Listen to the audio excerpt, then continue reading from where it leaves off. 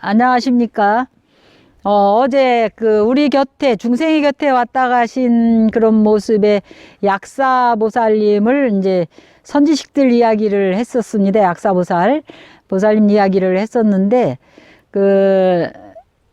또 지장보살 성지 얘기도 했었고, 오대산 문수보살 성지도 얘기하다 보니까, 관세음보살 성지가 생각이 났어요.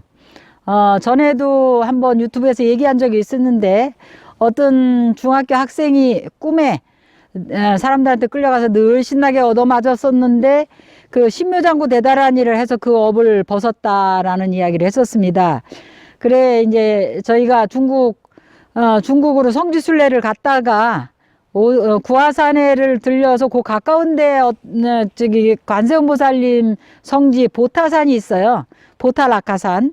우리나라도 홍련암이 보타락하산의 그 모습하고 비슷하다 해서 관음성지가 이제 홍련암이 있는데 거기도 이제 배를 타고 보타락하산을 가면 관음성지가 있습니다.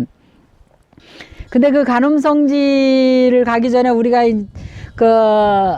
구화산을 들려서 영파에 있는 포대화상 성지 뭐 이런 데를 다 들려가지고 이제 배낭여행을 가노니까 뭐 계속 타박타박 걸어 다니고 돈이 아까워서 택시도 못 타고 다니고 중국 사람들은 조만큼 가면 된다 그렇게 얘기하는 게 마냥 2~3시간 걸어가야 도착을 하고 땅덩어리가 워낙 넓으니까 그래가지고 이제 우리 세 사람이 너무 지쳐갖고 그야말로 발바닥에는 힘이 들어갖고 발바닥에서는 불이 나고 이래가지고 아무 생각이 없더라고요. 그래가지고 이제 그 다음 코스가 보타락하산 관음성지였는데, 우리가 이제 관음성지에 와가지고는, 관음성지에 딱 그 배를 타고 딱 내리니까 뭐라고 써 있냐면, 큰 현수막이 하나 걸려 있어요. 그 뭐라고 써 있냐면, 유구피릉이다. 그렇게 써 있어요. 유구피릉이 뭐냐면, 구하는 것이 있으면 반드시 응한다. 이렇게 써 있는 거예요. 그래서 내가 우리가 구하는 게 뭐가 있겠나 생각해 보니까 너무 힘이 드니까 아무것도 구하는 게 없어요. 그냥 그냥 편안하게 그동안 너무 고생을 하고 다리 붕을 너무 팔아갖고 발이 너무 아프니까 편안하게 좀 그 관음성지를 한번 돌아보고 좋은 호텔에서 좀 맛난 음식을 먹고, 왜냐면 중국 음식이 너무 기름져가지고 싼 음식은 먹을 수가 없는 거라 식당에 가서 음식을 먹으니까 왜 이렇게 짠 거야. 짜기는 또 왜 이렇게 짜고 밥은 또 잔뜩 주고 막 이래가지고 먹지를 못하겠더라고. 그래서 좋은 호텔에서 맛난 음식 먹고 편안하게 성지순례를 하고 가는 거밖에 아무 소원이 없다 이런 생각이 드는 거예요. 그래갖고 이제 배에서 내려가지고 거기 이제 섬이니까 배에서 딱 내렸어요. 내려가지고 이제 거기도 내리니까 동서남북이 하나도 구분이 안 되는데 마침 그 봉고차가 하나 나와 있으면서 거기에 뭐라고 써있냐면 중국 불교회 이렇게 써 있더라고요. 그래서 중국 불교에서 나왔나 보다 보니까 옆에 이제 비구 스님이 한 분 서 계세요. 그래서 이제 쫓아가가지고 합장을 딱 하고 아미도포, 그래 나무 아미타불라고 인사를 하고는 저희가 지금 남조선에서 온 비구니들입니다. 여기 그 보타라카산 관세음보살 성지에 성지순례를 왔는데, 여기 제일 큰 본산이 있는 그 절이 어디로 가면 됩니까? 하고 여쭤봤어요. 그랬더니 이 스님이 저쪽으로 가라고 이렇게 저쪽으로 가라고 알려주더라고. 그래서 이제 또 다박다박 그쪽을 향해서 걸어가고 있으니까 갑자기 그 스님이 또 막 뛰어와요. 뛰어오더니 잠깐만 기다리라는 거예요. 그래서 왜요? 그랬더니 우리가 여기 누구를 기다리러 나와 있는 중이래요. 큰 시주자를 하나 기다리고 나와 있대. 그래서 어떤 시주자를 기다리고 있습니까? 그랬더니 싱가포르에서 어떤 보살님이 하나 올 건데, 그 보살님이 누구냐면은 보타라카산의 그 관음성지를 중국 공산당이 전부 파괴를 해가지고, 뭐 절이란 절은 다 파괴를 했고, 무슨 성지란 성지 다 파괴해가지고 유일하게 한 가지 남은 게 관세음보살 이적을 기록해놓은 그 돌에다가 관음보살 그 탱화를 새겨가지고 이적을 기록해놓은 돌 비석 하나 남았다는 거예요. 완전히 다 파괴를 해갖고 아무것도 안 남게 그렇게 그냥 초토화를 시켰다는 거라.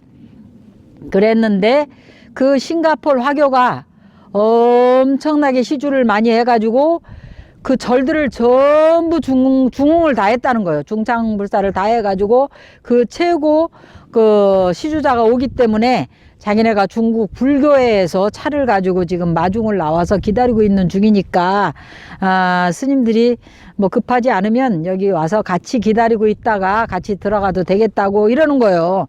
그리고 보니까 그 스님이 이제 자기 그 본산에서 나온 스님인 거라, 거기가 중국 불교의 본부인 거죠. 그래서 이제 저희야 뭐 있는 건 시간밖에 없고, 그 또 이제 차도 태워준다 하니까 너무 반갑잖아요. 맨날 걸어 다니다가. 그래서 이제 또 따라갔어요. 따라가고 기다리고 있으니까 배가 한 대 들어오는데, 그 아주 복스럽게 생긴 그야말로 부티와 귀티를 겸한 그런 보살님이 한 50대 후반이나 이렇게 됐겠어요. 중년 부인이 탁 내리더니 뭐 관세음 보살이 선제동자 데리고 내린 것처럼 손자를 하나 데리고 나타난 거예요.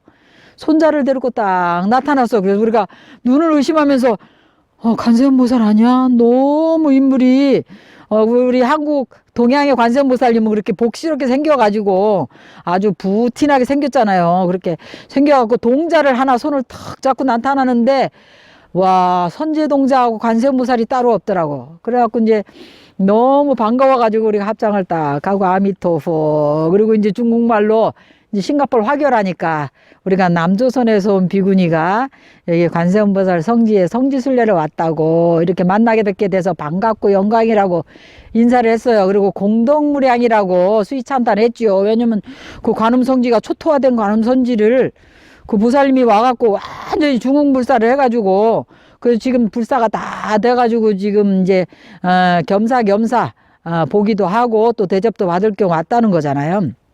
그래 왔는데, 그래갖고 그 보살님을 이제 같이 그 보살님하고 같은 호텔에 묵었습니다.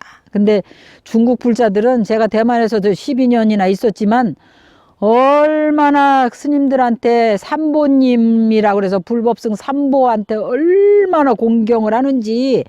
그래서 우리 그 묘자 엄자 큰 스님 모시고 대만에 그 공승제라는 게 해마다 하거든요. 그 지장보살 그 7월 말일이 지장보살 제일이라 해갖고 그게 우람분절이라 해서 그 사람들은 꼭 공승제라 그걸 합니다. 스님 승가에 공양 올리는 공승제를 해요. 그래서 저희 법등사도 7월 보름날 그 지장보살님 그 49제 백중기도 해양날은 꼭 공승제를 하는데, 대만에서도 그 대만은 이제 7월 30일 날 하거든요, 공승제를. 그때 이제 저희 묘자 엄자 큰 스님도 모시고 이렇게 갔었는데, 큰 스님도 그때 엄청 감동을 받으셔가지고, 야, 대만 불자들이 이렇게 신심이 있으니까 모든 호법선신이 대만 하늘에 다 모인 것 같다. 그래서 저도 이제 대만에 있으면서 대만에 갈 때마다 불자들이 얼마나 공경을 하고 얼마나 공양을 지성으로 올리는지, 이 불자들을 그냥 놔두고 한국에 오는 게 꼭 죄 짓는 것 같은 그런 느낌이 들 정도로 순수합니다. 중국 불자들 진짜 스님 공경하고 스님들을 공경하거든요. 왜냐면 스님들은 부처님을 대표하고 또 부처님의 법을 주지하고 널리 홍법을 하는 그런 삼보의 대표적인 존재이기 때문에 엄청나게 공경합니다. 그러니까 그 싱가포르에서 온 보살님이 얼마나 저희들을 귀히 여기고 잘 대접을 하고 그러는지, 저희들은 3박 4일 거기서 있을 예정이었고 이 보살님은 4박 5일간 계실 예정이었어요. 그러니까 그 보살님하고 저희하고 비슷하게 도착을 했으니까 3박 4일 동안 좋은 호텔에서 너무나 맛있는 음식 얻어먹고 아주 그냥 그야말로 VVIP 대접을 받아가지고 그 관음 성지를 다 돌고 그렇게 대접을 받고 왔습니다.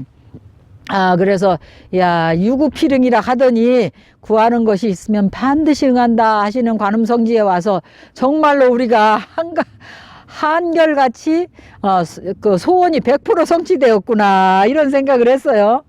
그랬는데 거기 이제 방장 스님을 저희가 이제 그런 시주자하고 같이 있고 또 외국에서 온 그 비구니 스님들이 그 성지순례 다니는 게 그때만 해도 굉장히 귀했습니다. 중국은 그런 비구니들도 귀하고 그럴 때라. 그때가 이제 공산당들이 처음으로 문호를 개방했을 때니까. 그런데 거기 방장 스님께서도 저희들을 아주 직사 대접을 하고 잘 대접을 해주시면서 그때 해주신다는 말씀이, 방장 스님도 이제 80이 한 중반 정도 되셨는데 굉장히 젊어 보이시더라고요. 그래서 뭐라 하냐면, 당신은 그 장수 비결이 2가지가 있다 이런 말씀을 해주셨어요. 그래서 그것이 참 기억에 남더라고요. 왜 장수 비결이 뭐가 2가지입니까 하고 물어보니까 그 중국 사람들은 낮에 꼭 낮잠을 주무시더라고. 그래서 정오에 한잠 주무시는 거, 그게 이제 장수 비결이고, 족욕을 꼭 하신대요, 저녁에. 그 왜 중국에 그 하면은 꼭 그 발 마사지를 꼭 해주잖아요.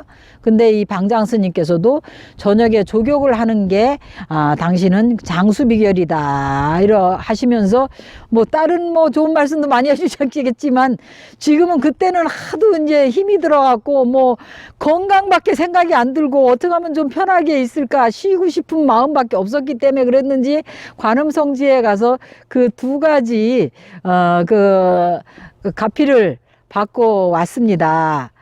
그래, 지금 이 시간에 이제 관세음보살 그 이야기, 특히 그 신묘장구 대다라니, 이제 대만에 가면은 그거를 대비수라고 그래요. 그래서 신묘장구 대다라니를 해갖고 물에다가 신묘장구 대다라니를 하면 그 물이 막 용트림을 하고 꿈틀꿈틀합니다.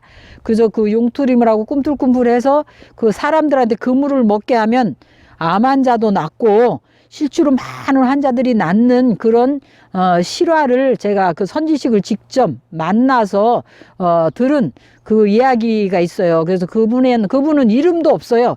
그래서 무명비군이 평생을 장 잡으라 눕지도 않고 그냥 시멘바닥에 앉아 계시고 또 음식을 곡기를 30년을 끊으셨어요. 그리고 물만, 그 신묘장구 대다라니 대비수만 드신 무명비구니 이야기를 또 해드리고 싶어서 이야기를 시작했습니다. 그래서 다음 파트에는 제가 무명비구니 이야기를 해보도록 하겠습니다. 다음 기대해 주세요. 감사합니다.